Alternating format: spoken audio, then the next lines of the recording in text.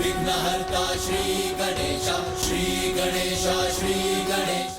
शरव अवतार ये उन दिनों की कथा है जब आपके मामा श्री हरि नारायण अपनी एक तुच्छ सी विजय के पश्चात अपना संपूर्ण विवेक ही खो बैठे थे और उन्हें स्वयं के कुछ अधिक ही शक्तिशाली होने का भ्रम भी हो गया था। लंकेश, आप तो महादेव के अवतारों की कथा सुना रहे थे, किंतु आपकी कथा में तो अब मामा जी श्री हरि नारायण अवतार लेने जा रहे हैं।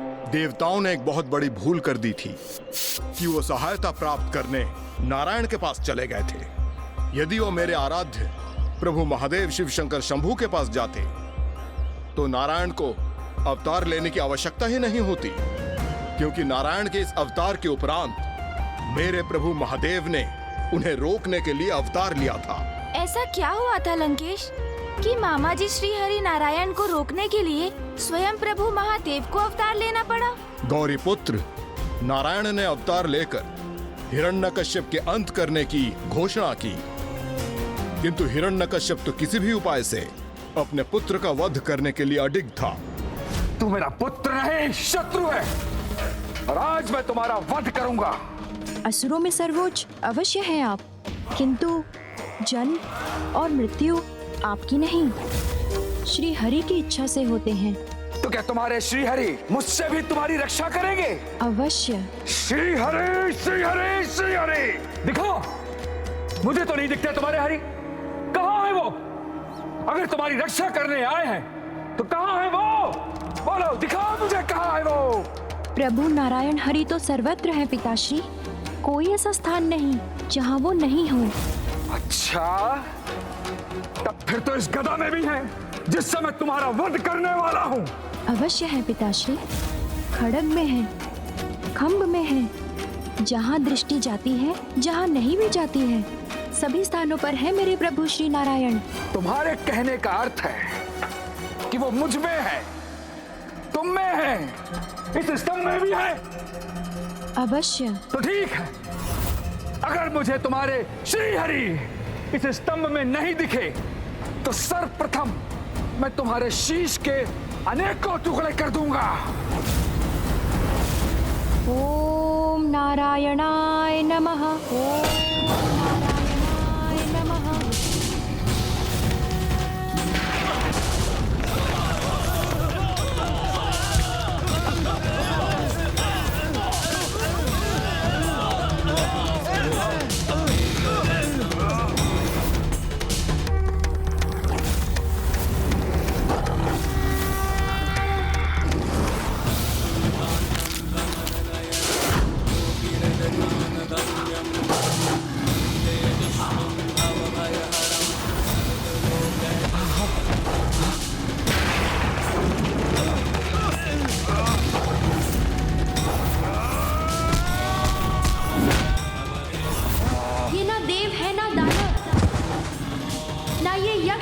राक्षस, ना गंधर्व है ना किन्नर, ना नर है ना पशु, ये आपकी मृत्यु है।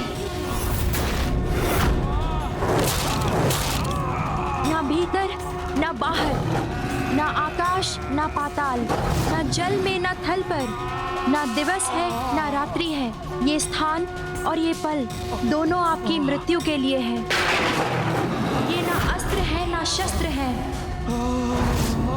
किंतु मृत्यु के साधन हैं।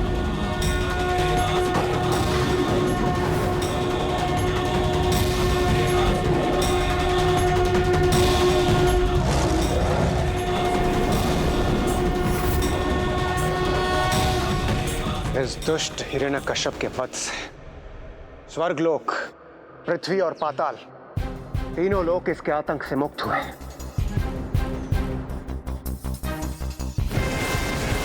स्वामी के प्रभु नरसिंह अवतार की इस भीषण गर्जना से तो वैकुंठ भी कंपित हो उठा।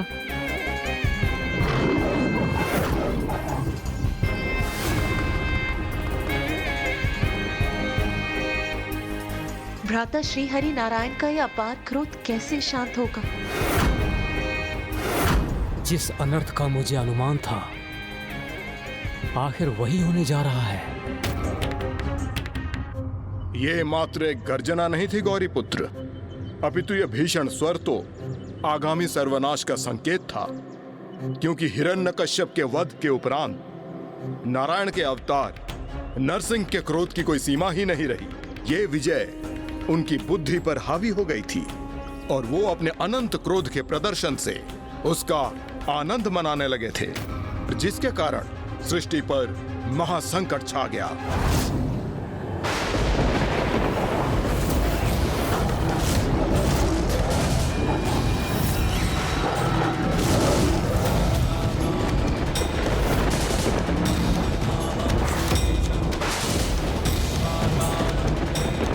ये सभी देवता इस प्रकार स्तब्ध क्यों हैं?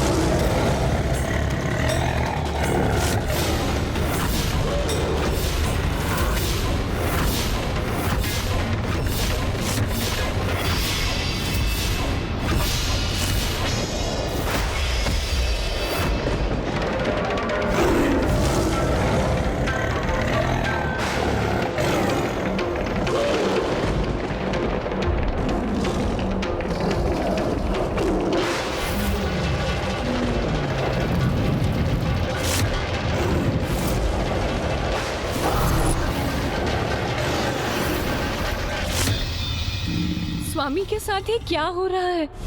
वो अपने स्वाभाविक स्वरूप में क्यों नहीं लौट रहे हैं?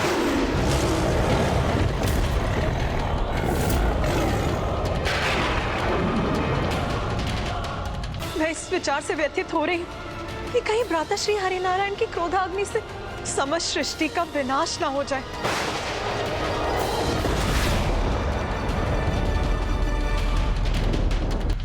स्वामी, आप तो अपने ध्यान में भी इतने विचलित प्रतीत हो रहे हैं। अवश्य आपको भी यही चिंता सता रही है।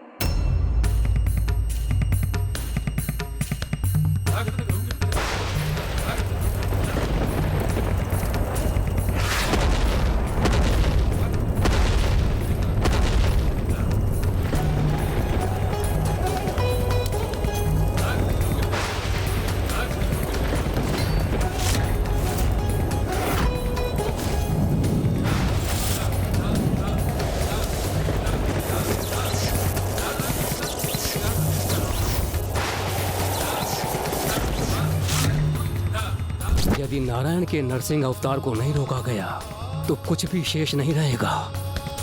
ये समस्त पृथ्वी धधकते लावे से ढक जाएगी। वो जीवन के योग्य कैसे रह सकेगी? वो तो एक अग्नि के गोले के समान सौर्य मंडल में स्थित रहेगी।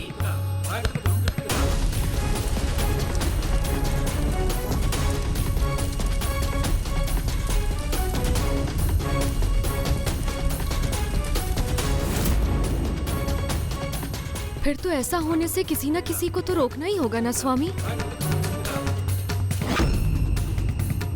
किंतु इतनी क्षमता किसमें है जो प्रभु श्री हरि नारायण के नरसिंह अवतार को रोक सके?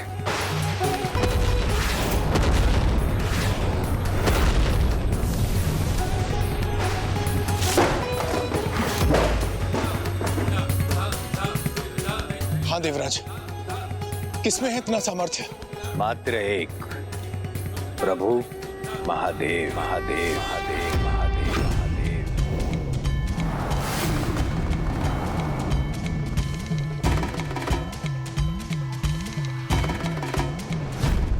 लंकेश, तो क्या सभी देवता प्रभु महादेव के पास गए? फिर प्रभु महादेव ने क्या किया? आप अपने मामा श्री के नरसिंह अवतार की कथा सुनने के लिए कुछ अत्यंत ही उतावले हो रहे हैं। लंकेश, मैं तो सभी श्रेष्ठ कथाओं का श्रवण करने के लिए और उनसे उचित ज्ञान प्राप्त करने के लिए सदैव उत्सुक और उतावला रहता हूँ। फिर क्या हुआ लंकेश? सदैव के समान सभी देवता एकत्रित होकर कैलाश पहुंच गए और तभी कैलाश पर भी संकट छाने लगा था।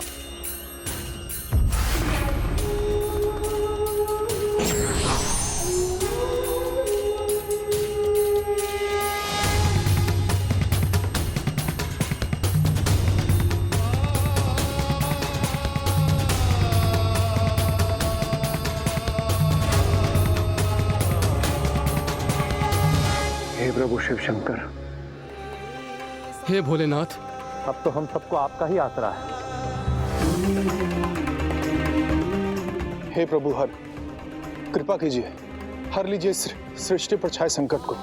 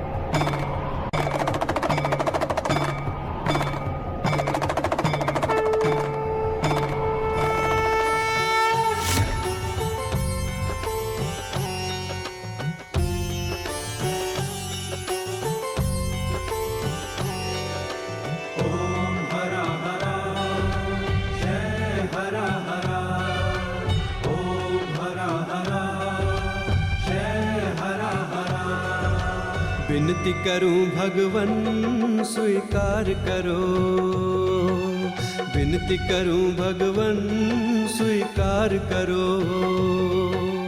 इस सृष्टि का तुम ही उद्धार करो, उद्धार करो। विनती करूं भगवन स्वीकार करो। रच दो लीला अब हरी, रच दो लीला अब हर चाहे फिर से एक अवतार धरो, अवतार धरो। विनती करूं भगवन स्वीकार करो, विनती करूं भगवन स्वीकार करो। हरा हरा जय हरा हरा,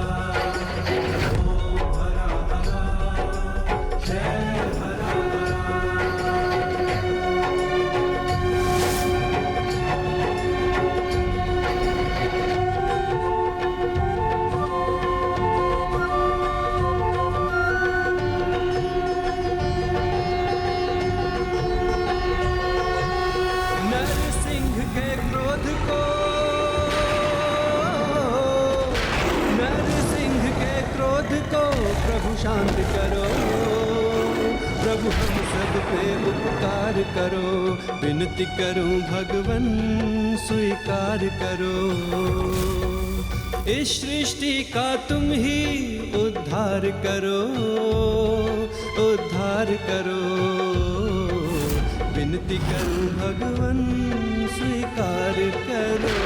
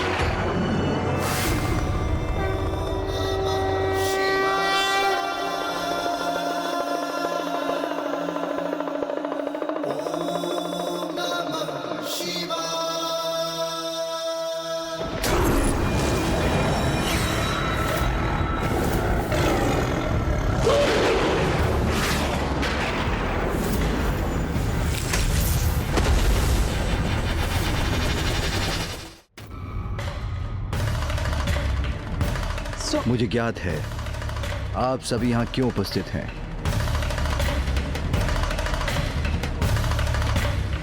और मुझे ये भी ज्ञात है कि मुझे क्या करने की आवश्यकता है।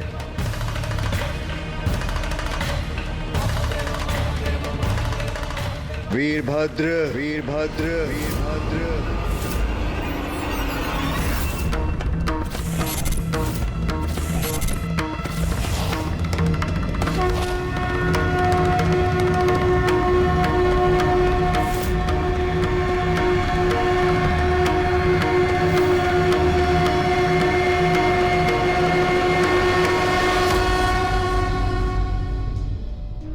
वीरभद्र जी, उनका आवाहन किया पिताश्री ने, किंतु क्यों लंकेश? हाँ गौरी पुत्र, जिस प्रकार आप अभी अचंभित हैं, उसी प्रकार तब देवी पार्वती प्रभु के इस निर्णय को सुनकर स्तब्ध रह गई थी। श्री हरि नारायण के नरसिंह अवतार का सामना अब वीरभद्र जी से होगा, इसकी कल्पना से ही वो चिंतित हो उठी थीं।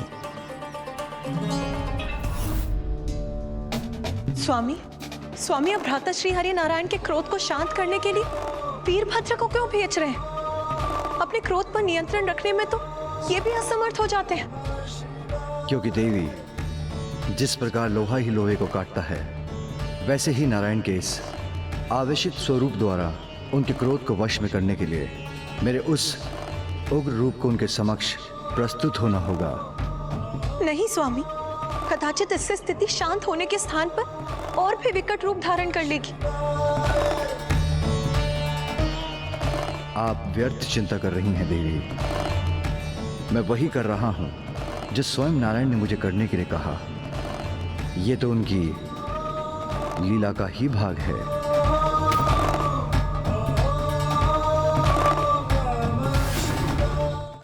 ऐसा करने के लिए मामा जी श्री हरि नारायण ने कहा था, ये उनकी लीला है। मैं कुछ समझ नहीं सका लंकेश। पिताश्री मामा जी श्री हरि नारायण की किस लीला का उल्लेख कर रहे थे? कदाचित आपके मामा श्री हरि नारायण को यह ज्ञात था कि अकेले स्वयं पर नियंत्रण पाने में वो असमर्थ होंगे, इसलिए हिरण्यकश्यप का वध करने से पूर्व उन्होंने प्रभु महादेव शिव शंकर शंभु से भेंट की। हे जगत पिता, आप सर्वज्ञ हैं, सर्वव्यापी हैं, रुद्र भी हैं और भोलेनाथ भी। भक्तों के लिए आप दया सागर हैं और दुष्टों के लिए संहारक भी। आपकी जटाओं में स्वयं देवी गंगा विराजमान है और आपके शीश पर स्वयं चंद्रमा। हे चंद्रमौली, हे देवाधिदेव, आपकी महिमा अपरंपार है। मैं जगत का पालनहार, जगत के कल्याण का अपना दायित्व निभाने हेतु आपसे एक सहायता का निवेदन करने आया हूं। क्योंकि हे महादेव, ब्रह्मदेव के वरदान की मर्यादा का उल्लंघन किए बिना उस दुष्ट हिरण्यकश्यप के वध हेतु मुझे एक क्रूर उग्र रूप धारण करना होगा।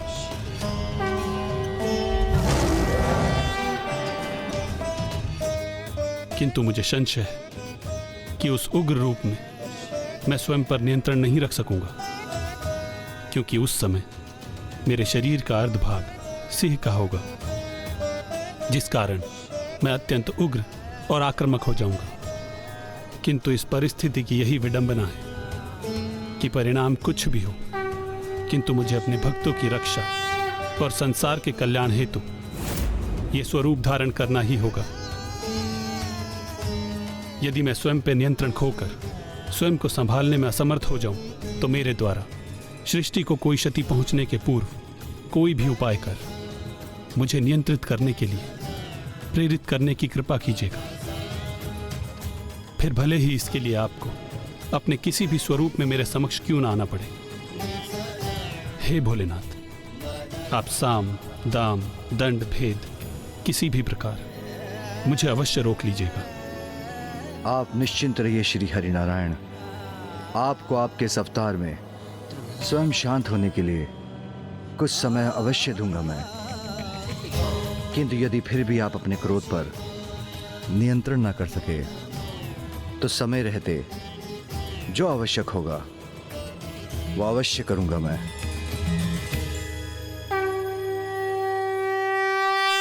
तो क्या पिताश्री के समझाने पर माँ की चिंता दूर हुई? हाँ गौरी पुत्र, क्योंकि उन्हें विश्वास हो गया और महादेव ने वीरभद्र जी को वहां से प्रस्थान करने का आदेश दिया। किंतु प्रभु नरसिंह तो क्रोध में थे और वीरभद्र जी तो स्वयं पिताश्री के क्रोध से उत्पन्न हुए थे। तो क्या दोनों के क्रोध का टकराव संकटमय होने वाला था? गौरी पुत्र, प्रभु महादेव शिव शंकर शंभू ने स्वयं ही कहा था कि लौह ही लौह को काटता है।